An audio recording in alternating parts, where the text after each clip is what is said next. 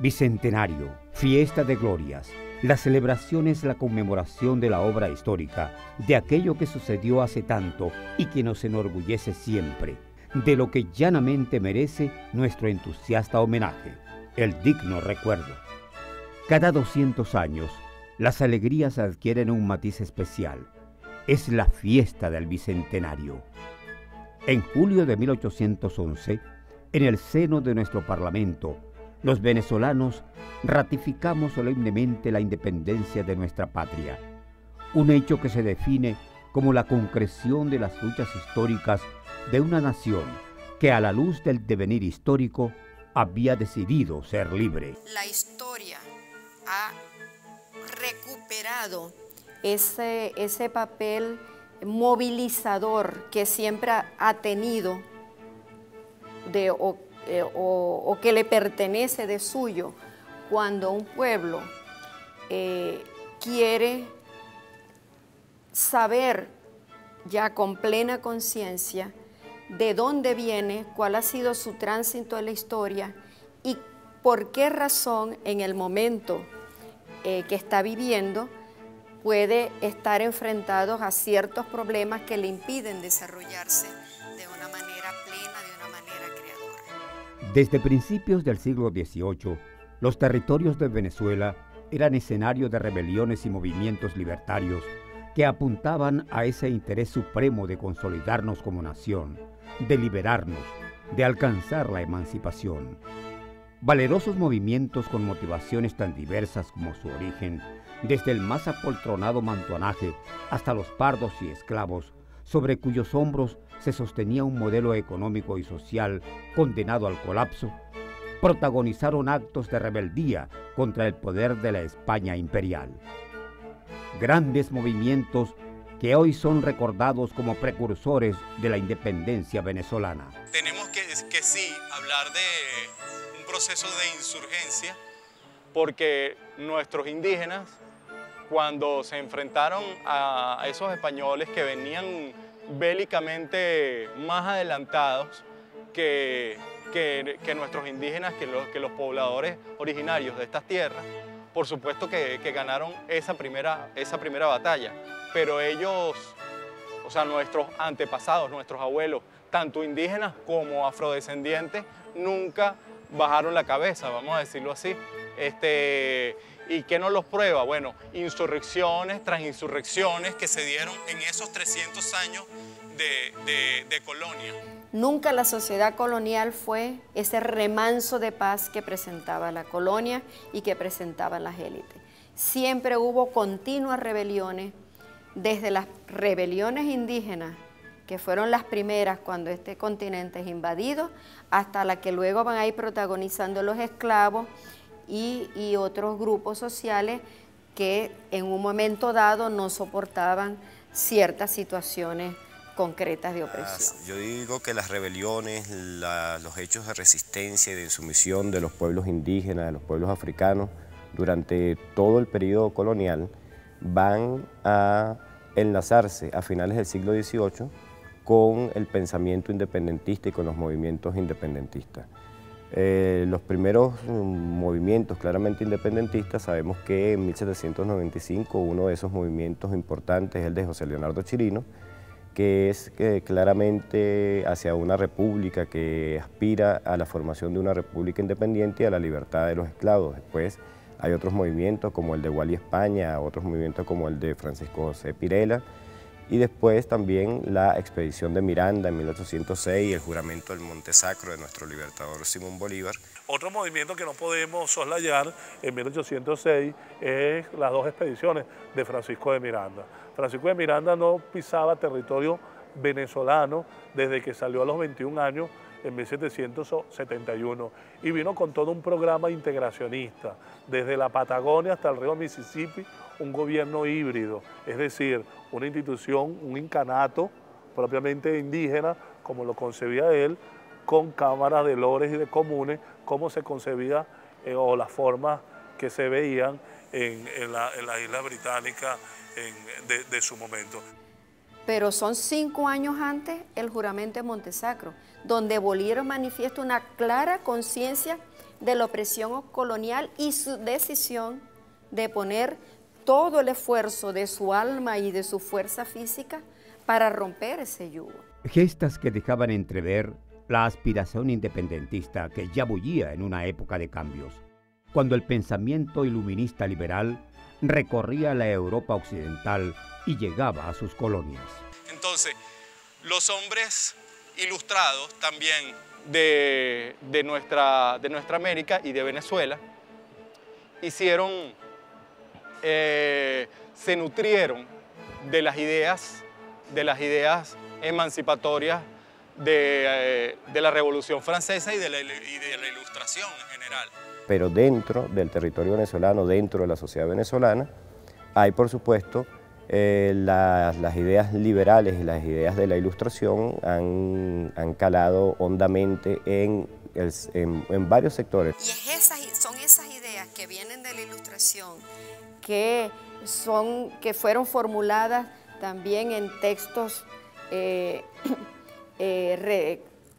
firmados por Locke, por Hume, luego por Rousseau y Montesquieu en Francia, los que fueron conformando una nueva concepción del Estado. Es lo que se ha dicho que en esa época va naciendo el Estado moderno. Y es la Revolución Francesa la que además va a demostrar históricamente, viablemente, fácticamente, que era posible romper con la monarquía absoluta, incluso que era posible cortarle la cabeza al rey sin que por ello se perdiera la república. En América emergían procesos independentistas que consolidaban el nacimiento de nuevas repúblicas, un ejemplo que se extendía por la amplia geografía continental. Primero se adelantó Haití a declarar su independencia, que es la primera que se conforma del lado nuestro del hemisferio, pero también está la experiencia de la República Norteamericana y de la República Francesa, es decir, que tenemos algunas influencias extranjeras. Ya en 1809 había habido un intento en Bolivia, en Chuquisaca, hoy Sucre, y la Junta Tuitiva de La Paz, que fue defenestrada, que fue acabada con mucha represión, y sus propulsores o bien fueron mandados a la cárcel o simplemente ejecutados. Entonces se da esta en Venezuela y inmediatamente se va a dar la de Buenos Aires y se va a dar en la Nueva Granada, y así comienzan a conformarse juntas de gobierno todo el país. Pero esas juntas de gobierno en ese momento dicen que asumen la soberanía que los pueblos le habían delegado al rey Fernando VII, que en ese momento estaba preso por Napoleón. Entretanto, hacia finales del siglo XVIII y principios del siglo XIX, España vive su propia crisis. Cuando Napoleón invade España, se crea una crisis, toda una crisis, tanto en la península como en América, ¿no? Entonces, como quedó destronado por Napoleón, y Napoleón pone a su hermano José Bonaparte como rey José I, ¿verdad? Al mando de todo el territorio de España, buena parte del territorio de España. Entonces queda prácticamente sin cabeza todo el territorio indiano, pues todo lo que llamaban las Indias, ¿no? Que es América hoy en día. La situación tiene impacto sobre lo que acontece en las colonias americanas. Comienzan a rebelarse en contra de esa ilegitimidad de gobierno, pero indiscutiblemente no solamente eran movimientos defensores de los derechos del rey, hay una historiografía que dice que son movimientos conservadores, y sin embargo nosotros podemos determinar que esos movimientos que van hacia la autonomía son claramente revolucionarios. Se conoce en la historiografía venezolana como la rebelión o la conjura de los mantuanos a un movimiento que se fragua en Caracas entre el 27 o 28 de julio al 22 de noviembre de 1808. En apretada síntesis era el pedimento que hacía la élite caraqueña para hacer una junta gubernativa propia, muy a la usanza, muy parecida a la de Sevilla, y que no estuviera supeditada a poder alguno externo, en virtud de que la monarquía estaba haciendo agua, estaba en crisis. La rebelión de los mantuanos establece un precedente fundamental para lo que sucedería en Caracas 2 años después, en 1810. El 19 de abril de 1810 se conformó la Junta Suprema de los Derechos de Fernando VII. Esta es la primera consecuencia política de aquel movimiento. Esta Junta se amplió y se le adosaron lo que llamaron ellos los representantes del pueblo, era José Félix Rivas. También se extendió con José Cortés de Maradiaga como representante del clero, es decir, era un cabildo ampliado. El 19 de abril del año 10, digámoslo así, es un grito de autonomía con respecto a los franceses, con respecto al Consejo de Regencia, pero es un grito de autonomía disfrazado, que en menos de 14 meses se va a desenmascarar y va a demostrar su verdadera identidad, la independencia. El 19 de abril se constituye una Junta de Gobierno Autónoma, pero ahí no actuaron solo los mantuanos, no fue solo por obra de los mantuanos que se llegó a esa decisión.